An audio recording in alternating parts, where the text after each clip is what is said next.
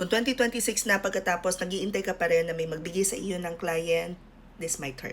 I am Mary. I teach people how to start working from home. I've been working from home for over 17 years and let me give you some tips para lang mas handa ka na at maging client ready ka. Kasi meron nagtatanong, offer po ba kayo ng jobs or training lang? So let me be clear ha, we do both. Training and we also post opportunities. However, magkahiwalay sila. Separate, totally separate. Sa training namin, sa mentorship program namin, we do not promise clients just because you join. Because real talk lang, and this has been proven time and again.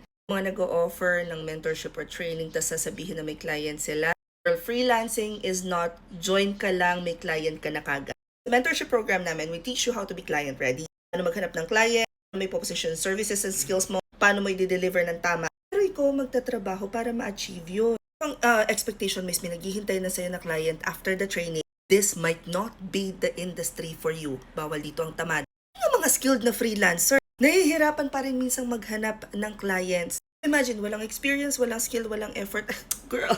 Now, let's talk about yung mga job postings. Separate yon, and I am very, very clear sa instruction kung paano makakapag-apply, paano makukuha yung link, at sasabihin ko na job posting siya. Training, obvious na obvious din yun sa video kasi sasabihin ko sa inyo kung kailan yung class, kung magkano, ano yung inclusion and all that. I make sure na as much as possible, even yung mga promotional videos ng mentorship program namin ay educational pa rin. So whether you enroll or not, you get a thing or two, magkakaroon kayo ng idea about the industry, anong ginagawa, trabaho ng ganito yun.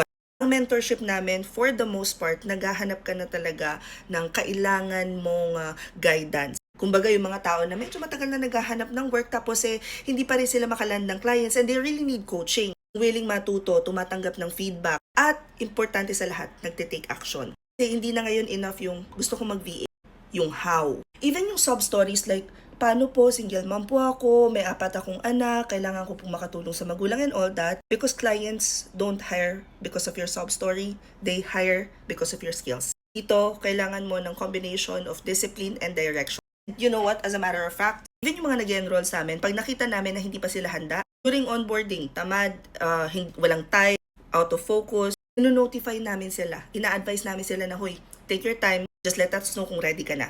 Kasi we care about the results and not just the enrollment. If you're looking to apply, hanapin nyo dyan yung mga job postings or opportunities na pinost ko. But if you are here to learn and ready to do the work, we are also here to guide you. Kung na-learn for free, go to my YouTube account. Pumunta kayo sa Blue, mag-comment kayo ng free GVA or free SMM para ma-receive nyo yung mga free na training natin. You can also check the link in my bio, but comment any questions you guys have about working from home and follow from or work from home chismis. Bye!